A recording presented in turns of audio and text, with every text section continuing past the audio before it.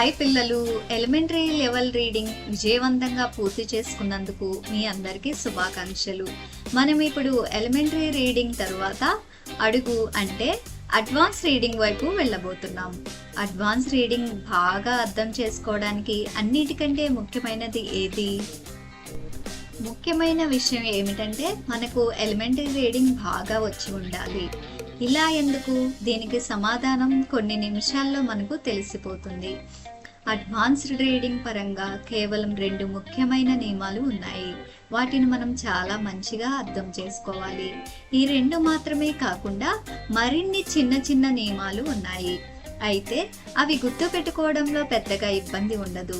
కాబట్టి ఈ 2 ముఖ్యమైన నియమాలు తెలుసుకున్న తర్వాత మనకు అనిపించవచ్చు అడ్వాన్స్ రీడింగ్ అంటే ఎలిమెంటరీ రీడింగ్ ప్లస్ ఈ 2 నియమాలు అని. కాబట్టి అడ్వాన్స్డ్ రీడింగ్ గురించి ఈ వీడియోని నేను మీకు 2 నియమాలు చెప్పి మొదలు పెట్టబోతున్నాను. వీటిని మీరు చాలా శ్రద్ధగా వినాలి మరియు వాటిని గుర్తు పెట్టుకోవాలి.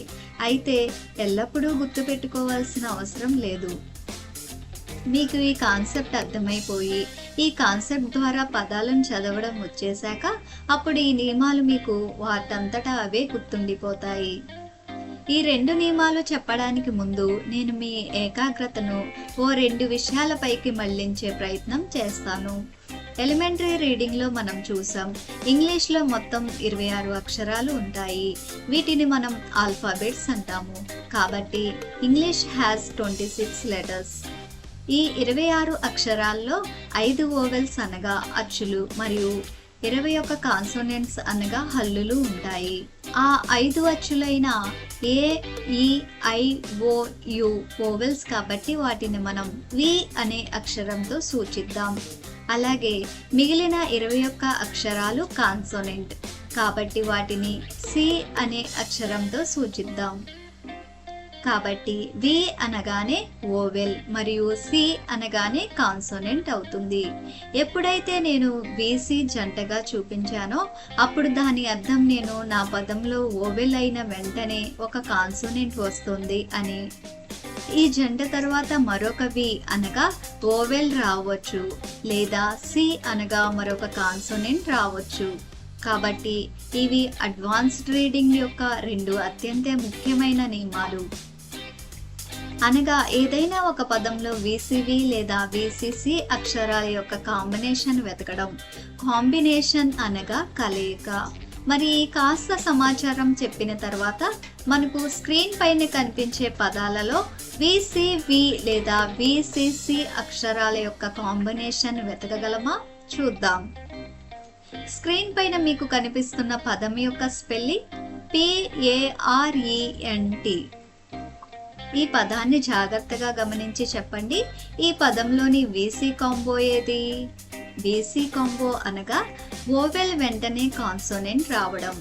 మీరు కరెక్ట్గా చెప్పారు. మనకున్న మొదటి ఓవెల్ అయిన అక్షరం ఏ, అలాగే అది అయిన వెంటనే వస్తున్న కాన్సోనెంట్ అక్షరం ఆర్ అనగా విసి కాంబో అవుతుంది. పదంలో మరొక విసి కాంబో ఏదైనా ఉందా? అవును, ఉందిగా. ఈ ఒక ఓవెల్ అనగా వి. ఈ ఓవెల్ అయిన వెంటనే వస్తున్న కాన్సోనెంట్ అయిన అక్షరం ఎన్. దీనిని మనం సి అంటున్నాం. కాబట్టి ఈ 6 అక్షరాల పదంలో మనకు 2 విసి కాంబోలు వచ్చాయి. మొదటిది ఏఆర్ మరియు రెండవది ఈఎన్. మరొక పదం చూద్దాం. పదం MAGIC. ఇప్పుడు పేరెంట్ పదం ఉదాహరణ దృష్టిలో ఉంచుకొని ఈ పదం చూడండి. ఈ పదం యొక్క ఉచ్చారణ మ్యాజిక్. మ్యాజిక్ లో ఎన్ని విసి కాంబోలు ఉన్నాయి?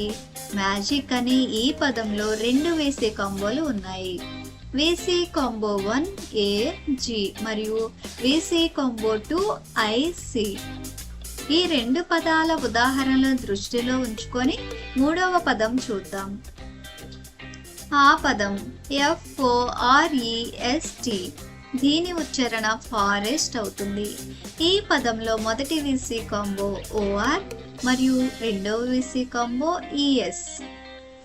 మనం చూసిన మొదటి పదం పేరెంట్, రెండవ పదం మ్యాజిక్ మరియు 3వ పదం ఫారెస్ట్. ఈ 3 పదాల సహాయంతో మనం వీసీ కాంబో వెతుకుతాం. మరి వీసీ కాంబో వెతకడానికి మొదటి స్టెప్ ఏంటి? ముందుగా పదంలో మొదట వచ్చే వోవెల్ వెతకాలి మరియు అది అయిన వెంటనే వచ్చే కాన్సోనెంట్ వెతకాలి. ఆపై ఆ రెండింటిని మనం అండర్లైన్ చేస్తే అది అవుతుంది మన వీసీ కాంబో. మనం ఈ వీడియోలో వీసీ కాంబోని ఎలా వెతకాలో నేర్చుకున్నాం.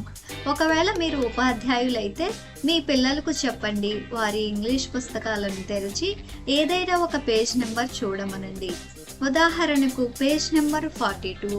పేజ్ నెంబర్ 42లో ఉన్న పదాలలో ఎన్ని పదాలలో వీసీ కాంబో కలిగి ఉన్నాయో అవి వెతకమని చెప్పండి. ఒకవేళ పిల్లలందరూ ఆ పేజ్లోని వీసీ కాంబోలన్నీ కరెక్ట్గా వెతికి చెప్పినట్టయితే వారికి ఈ కాన్సెప్ట్ బాగా అర్థమైందని చెప్పవచ్చు. ఇక్కడికి మనం వీసీ కాంబో కాన్సెప్ట్ గురించి ఈ వీడియో ముగిద్దాం. తర్వాత వచ్చే వీడియోలో మనం వీసీ కాంబో ఆధారంగా మన ప్రయాణం కొనసాగిద్దాం.